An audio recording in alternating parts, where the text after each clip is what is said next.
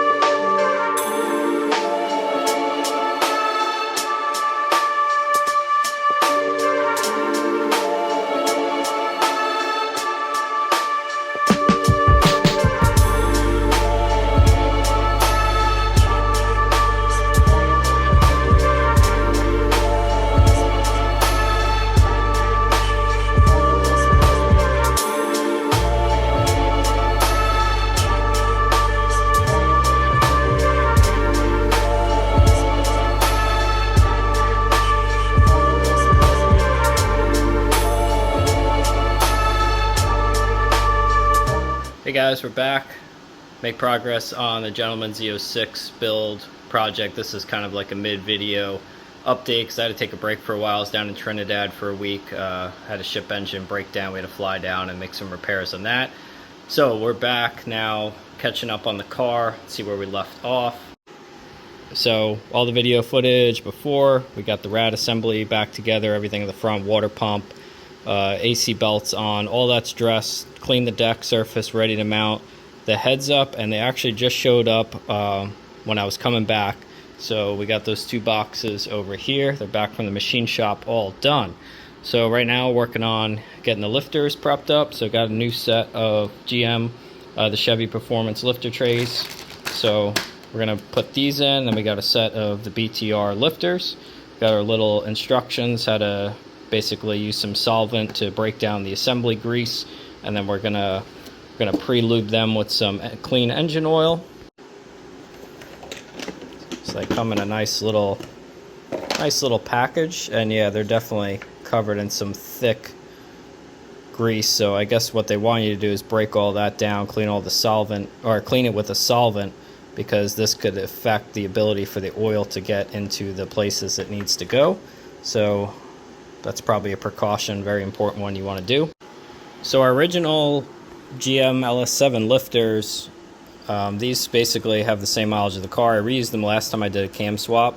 They're still in very good condition. I don't think there'd probably be any issue reusing them. You could see the bearing surfaces here where they ride in the lifter bore are all nice and clean. The wheels spin super smoothly. It's hard to get this camera to focus. Here we go. They're all like very well coated in oil. They came out nice and smooth. I don't see any issues with these, but just since we have everything apart, and they did have kind of like 10,000 hard miles on them with that heavy cam, and they still actually fit in the lifter tray pretty tight. You could see, you know, I had to kind of force them in and they stay in there. So these were probably totally fine to reuse, but just as kind of a precaution, I figured, well, we're getting the cam, we'll match it with a set of BTR lifters, new trays, and we'll have that all done. So I like to just set these aside, put them in a bag with some oil, and I'll save them for maybe a future junkyard LS project or something I got going on.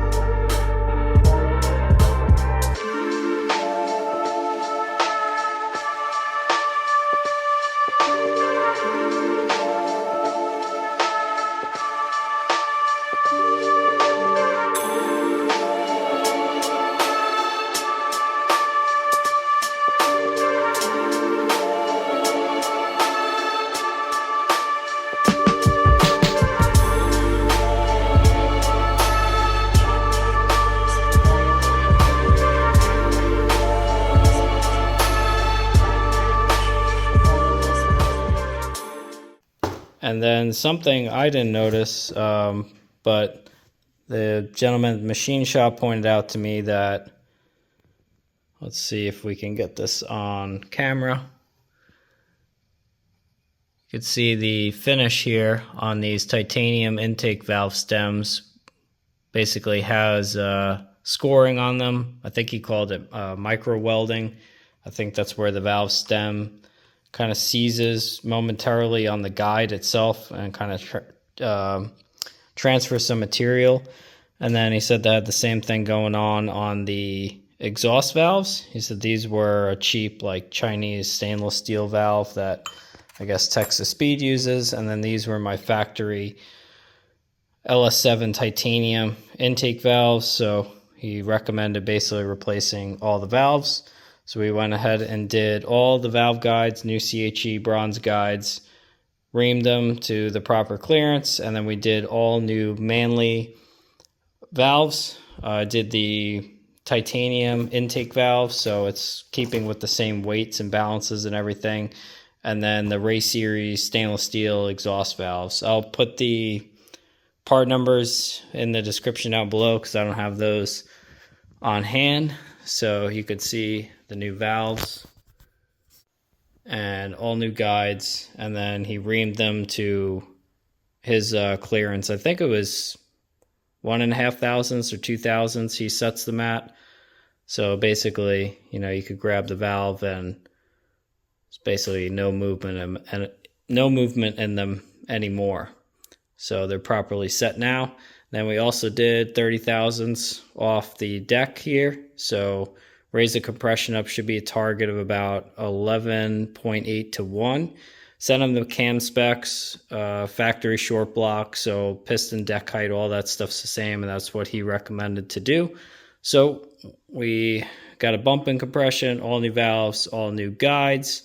And then he also, let me show you guys this. If you look in the ports here, you can see the, I'm going to call it the boss, but basically where the guide comes down through, basically keeps that meat there. Before, what Texas Speed had did on these heads is, with the CNC porting, I guess, was the guide was basically blended with the port, so it took away a bunch of the material out of the guide, so it's obviously going to lose strength holding and supporting the valve. So he said he leaves that alone, then he just kind of dresses by hand the port around the guide so you could kind of see the difference from where the CNC work was, and then you could see the hand blended stuff. So I'll just pop 2 of these valves out quick just so you could take a look.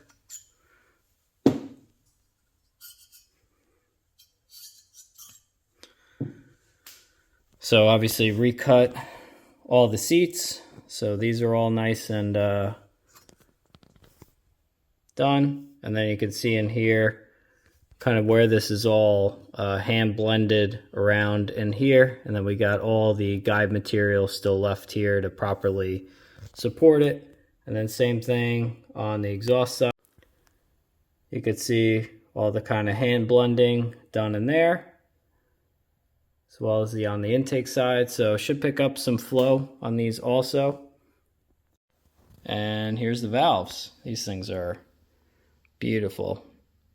Manley titanium intake valves. I think these were about $1,200 for the set just alone in intake valves. So these were a big chunk of the bill there. And then the stainless steel exhaust, I think these again are the race series valve, but I'll let you guys know. I think these were about $300 or $400 for the set. So I don't know, about $1,600 just in valves alone. No, none of the machining work of the guides or anything. And then we have our spring set left over. Shouldn't be any issue with that. These are the pack 660 springs, pretty popular. So I don't think we'll have any issues putting these back in. So we got a new set of BTR valve stem seals, and then I also got the little seal installer, so make sure we put that on smooth, we don't nick one of the seals. And yeah, we're gonna get these things dressed back up, assembled, and back on the car.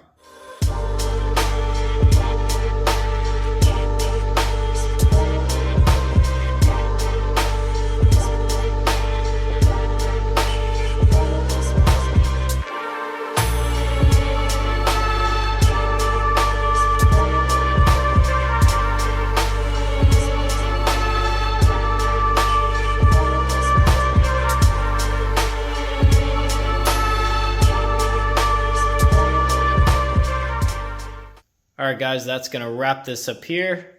Got the heads assembled. They are ready to go back on the car, but unfortunately, got to make another trip, so going to be taking a break on the Corvette project, and we'll be diving back into this when I return, and we'll be putting the heads back on the car, dressing everything up, and we should be wrapping this up here soon. So stay tuned for the next Gentleman Z06 Build episode, and I'll see you on the next one.